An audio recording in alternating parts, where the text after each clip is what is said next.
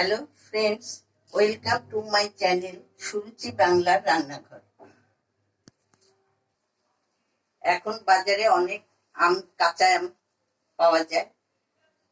বৃষ্টির দিনে আমরা সবাই সন্ধেবেলা একটু মুখ চালাবার জন্য আম তেল দিয়ে মুড়ি মেখে খেতে সকলেই আমরা খুবই ভালোবাসি।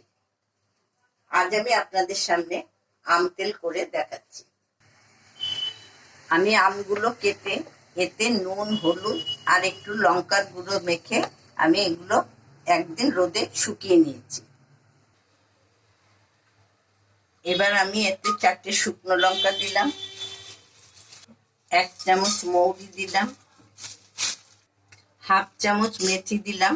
মেথিটা আমি কমই দিয়েছি, কেন মেথি বেশি দিলে একটু তিতকুটি লাগবে। 1 টেবিল চামচ ধনে দিলাম, 1 টেবিল চামচ জিরে দিলাম, 1 টেবিল চামচ আমি রাই সর্ষে দিলাম, হাফ চামচ কালো জিরে দিলাম। এবার আমি এটা নাড়াচাড়া করে নিলাম। এটা বেশি ভাজলে হবে না, শুধু জাস্ট মশলাগুলো যাতে নরম থাকে, এটা যাতে জাস্ট একটু মুচমুচে হয় সেইভাবে আমি কড়াতে নেড়ে নিলাম। এবার আমি মশলাটা ডিশে ঢেলে নিলাম।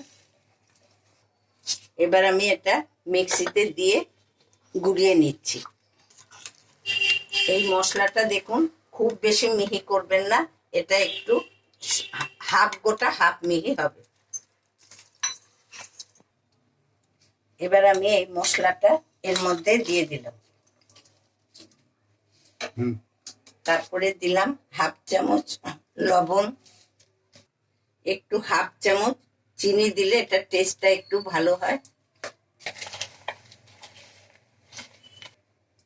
তারপর আমি এতে 4 চামচ চিনি দিয়ে আমি এটা ডিশের মধ্যে আগে একটু মাখিয়ে নিই। এবার আমি 4 চামচ সর্ষের তেল দিয়ে এটাকে একটু আগে মশলাগুলোর সাথে মিশিয়ে নিলাম।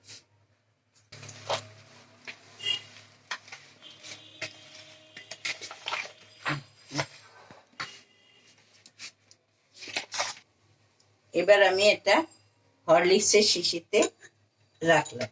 আম তেল সাধারণত কাচের শিশিতেই ভালো লাগে, সেই জন্য আমি কাচের শিশিতেই আম তেলটা করে দিয়ে দিলাম। আমি মশলা শুদ্ধ আমগুলো এর ভেতরে সব দিয়ে দিয়েছি। এবার আমি এতে সর্ষের তেল আরো ঢেলে দিচ্ছি। আমগুলো যাতে তেলে ডুবে থাকে সেইভাবে আমি তেলটা দিলাম। এটা রোজ একবার করে আপনারা রোদে যদি দেন তাহলে এটা অনেক দিনে আম তেলটা ভালো থাকবে। নতুন পুরনো সব বন্ধুদেরই আমি বলছি, আমার চ্যানেলটিকে আপনারা সাবস্ক্রাইব, লাইক, শেয়ার, কমেন্ট করতে ভুলবেন না। আপনারা যদি আমার রেসিপিগুলোর জন্য কমেন্ট করেন তাহলে আমারও একটু উৎসাহ বাড়ে। আজ আমি এখানেই শেষ করলাম। আবার আপনাদের সামনে আমি আবার অন্য নতুন রেসিপি নিয়ে হাজির হব।